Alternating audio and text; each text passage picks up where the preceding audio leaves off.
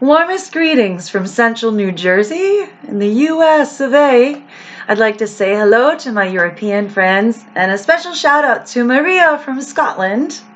All right, today's crystal is Arogonite or Arogonite, however you'd like to pronounce it. Tomato, this kind of thing. So I have a rough, raw crystal. This is a little bit of, there's peach, it's translucent for the most part, and there's a little bit of golden peach throughout. Then I have a polished light blue Arogonite, very peaceful and calming. So this one fits in my hand perfectly. It's like a stress ball. It's just great. I have tiny hands, so I don't need a large stone. Where can you get these? Perhaps you have a beautiful New Age store in your town or in your region, and if not, get anything online. All right, so it's all depending on what suits you, and follow your intuition when you're looking at something in person. Pick up the crystal, see if it resonates with you. That's always lovely. You have a little connection. You might feel a tingle in your hand or buzzing or warmth or a bit of electricity, right? EMF, raising that frequency. Today's book is the old-fashioned copyright 2003 Judy Hall Crystal Bible. Okay. Different colors of the Arogonite, all right, like I mentioned before, is white, yellow, gold, blue, green, brown. They are easily obtained, and they are sourced from Namibia, Britain, and Spain. So that's nice. Those are some wonderful regions. With the Arogonite, it's closely related to balancing our connection and our earth energy with our earth chakras and the ley lines and geopathic stress. So let me read verbatim from the Crystal Bible, all right, as I hold up the Arogonite. Arogonite is a reliable earth healer, grounding stone. That's why it's good for stress. It helps with the anger, brings down the flame, okay? It is attuned to Earth Goddess, encourages conservation and recycling. So it's beautiful for the environment, okay, which is in this day and age, there's so many man-made, synthetic, toxic things being made every hour of every day. Wouldn't hurt to have this. This stone transforms geopathic stress, clears blocked ley lines, even at a distance. What is a ley line? If you don't know this term, if you picture the connect the dots, there are certain points around the hemisphere. They travel in all directions. Some are very short, from state to state or region to region in the country of this within the own continent, and some ley lines travel all the way 360 across the globe. And these are points where there's a little bit more of an energy, a vortex, especially when the ley lines cross, okay, because you're going to have that. The earth actually has chakras too. I don't know if you've ever researched this. It's really beautiful. So there are a lot of attainable, cosmic, higher frequency, and sacred sites around these ley lines that have a higher vibrational energy source. Okay, some people believe the ancients built special monuments or special temples and things like this, especially working around the solstice and important events, celestial events throughout the year, and eclipses, solar and lunar eclipses, to help on these places where the ley lines are. So just research that, and if you're interested in that, to get a little bit more detail on the oh, there's Bonnie. There's little baby Bonnie in the background. I have two young cats. They're about 10 months old, and they're brother and sister, Bonnie and Clyde. The pet store named them, but we kept the names because they're little two peas in a pod. Back to our Arogonite. All right. Stabilizes the base, your base, which is your root chakra, and the earth chakra, which I mentioned. But we know where the base of our spine is, but where's the earth chakra? That's down the base, the soles of our feet. That's where we touch earth. That's why I feel so good. It's winter time in the northern hemisphere, but it feels great to get out in our bare feet. Remove the socks. If you can take it, if it's around 50 degrees Fahrenheit here, I'm sorry. I'm American. I can't transfer the Celsius. I forget the formula. But if it's about 50 degrees Fahrenheit here in the States, I think that's 27 or something Celsius. I'm not sure. But it has to be a few degrees above freezing. If you can withstand it, just for a couple minutes, go outside, go out in a park, go out in private, wherever you can, and just connect with the soles of your feet to the earth. And of course, in the warmer months, it's much easier to do this. That's why I feel so great to be on a beach and frolicking with all the elements of the sun, the sand, the wind, and the water. All right. And take your Arogonite with you when you're out, maybe in the colder months. Maybe it'll help distract. But the earth is funny. It's not shocking. It won't shock your system. It will help align the polarity of your body and get everything into homeostasis.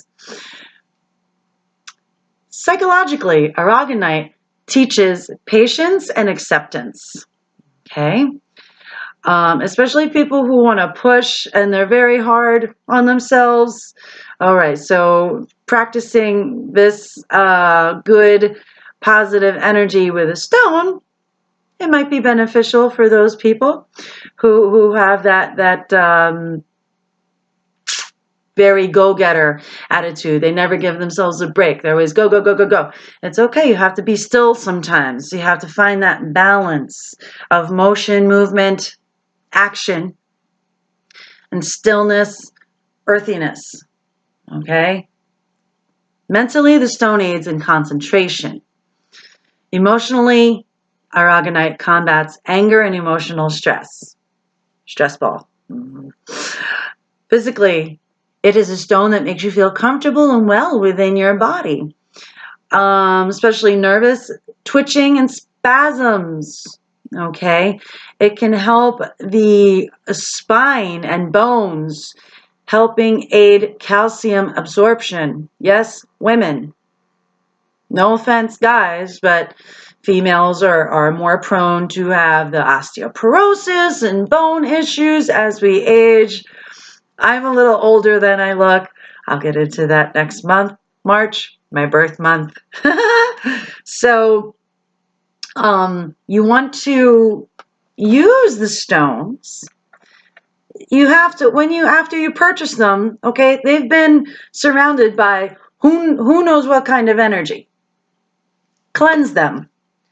My rule of thumb, and I've done this intuitively, this is just my opinion, okay? With a more translucent and lighter the color stone, I like to bathe them in the purest water, or maybe seawater or a lake water. If you have some natural source of water, make sure there's no pond scum in there, but you know what I mean. Maybe filter it out or strain out the gunk. All right. Set the stones in there for a couple hours. Let them cleanse themselves. The stones need to detox, just like our bodies need to detox. Then after that, you let them dry naturally. All right, that's the cleansing process. Or if you want to take your sage stick or sweetgrass or a lavender bundle or some herb or flower that is special to you that you use for cleansing and purifying the home or what an object. Okay, you can light up your sage bundle and just let the beautiful pure white smoke encapsulate the whole entire crystal. That's another way of cleansing it, purifying it, especially with the smoke. Different kind of element, whatever speaks to you. Then tonight is the full moon. We have a super moon in Virgo, February 19th, 2019. It's a great date. So much symmetry. And I like to, the lighter and more translucent the stone, have them be charged and rejuvenated in the moonlight. So especially a full moon, if you can't get them outside and you have a windowsill or somewhere in your house that can bathe the beautiful stones, grab all your stones, grab any crystal you have, grab necklaces, grab any kind of jewelry you have, and just get it on there, get it out there, all bathed in the moonlight. And then when the golden dawn, hopefully, if it's not raining or snowing, the golden dawn will also help charge them and activate them past the morning hours. But don't leave them in the sun too long. You want to try to get them off before it gets too strong. All right.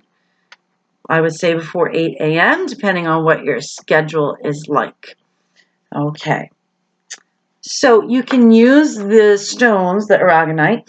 You can actually make an elixir out of them. I don't know if you have any knowledge about this, but just place the stone after you've cleansed it, maybe after you've charged it. Oh, by the way, I'm sorry, I digress. The darker and more opaque stones like garnet, jet, carnelian, I would give them the sunlight. They can stay in the sunlight a little bit longer because they can handle it. But these beautiful fragile stones, they need something a little bit subtler, a different type of celestial energy. With making an elixir, after you've cleansed them, you've held them, you mentally say to yourself and connect with the stone and the crystal, may we use this for the highest good to raise my highest vibration and provide me what I need at this time. That kind of thing. Something small. Make it personal to you, whatever you may need. Do you need compassion? Do you need more patience? Healing? All right. So then you drop it in the pure water. You're going to be drinking this or using it on the skin and the body. So you want to make sure it's of the highest quality. Let it soak for a day. Your elixir is ready. You can just strain the water and put it in a beautiful glass jar. Don't use plastics, please. Something natural, either pottery, ceramics, or glass. Okay, and then you can store it, especially if you make your own sprays and aromatherapy. You probably have something nice lying around already. So you can just put the pure elixir in there, not with a stone. If you have these tiny little crystals, you can leave them in the jar with the water. That would be okay. And then you may just take a little, you can drop some of the elixir with some other water, or spray it in the room, spray it on yourself.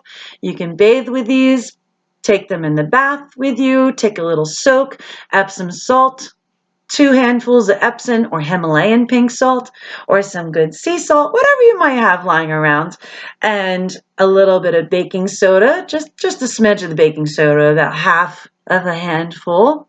Nobody's really measuring, it's just natural. And maybe perhaps a little essential oil, not too much because it's very potent in the water, the essential oils.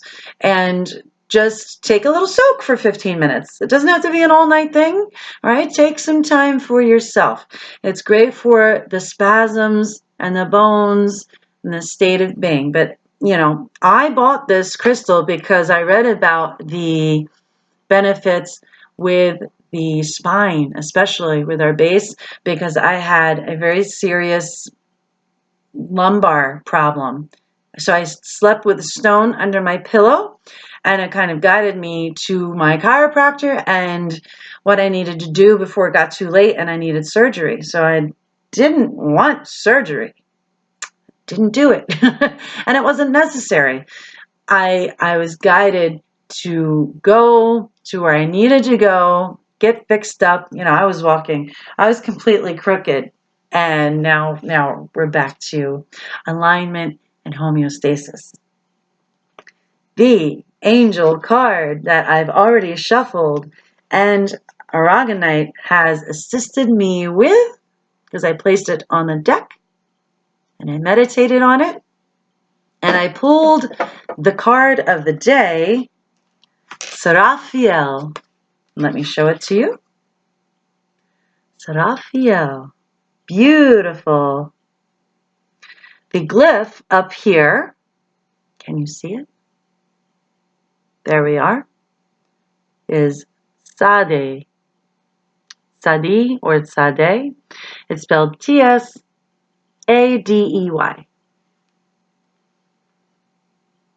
Love and Light Angel cards. Angela McGurr. Awesome. All right. Seraphiel, from one out of the macrocosm, I bring a column of rainbow crystals woven with infinite love and eternal light into your reality. The diamond ray of creation angels, I also manifest this for you as my 12-point star, radiating purest diamond fire. Each point symbolizes a color of creation, ultimate tools of healing and self-empowerment.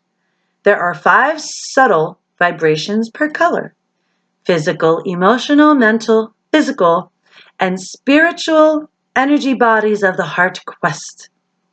When you have healed and balanced these, you can hold my crystalline column in spine and diamond star within heart, anchoring this to my vibration so that you may traverse my stargate through the portal for soul quest. My glyph of Sadi symbolizes the stem and the blossom, and I now vouchsafe that the stem is your own spine, and the blossom, the mystic rose itself, which has 60 petals.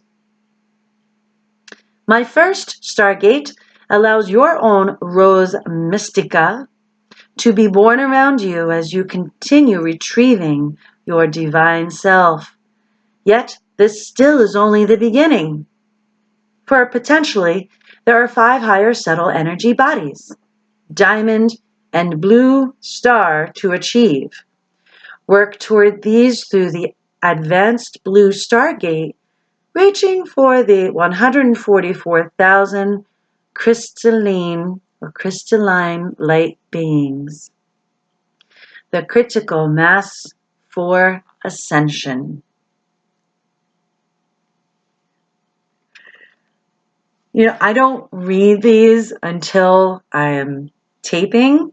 I press the play, the record button, excuse me. And it just makes me so happy. The stone specifically talked about our spine and base chakras and connecting to earth and being, and it's a full moon in Virgo, and Virgo is the earth element, the earth sign, and everything just lines up superbly. If you have any questions or comments, go ahead down below and let me know. If there are other experiences or other books you want to share, give a shout out. It would be great to hear us all learning from each other, teaching each other, helping and healing each other. So the card, the stone, and the little blue stone as well. Have a wonderful rest of February, and I'll probably see you next month in March.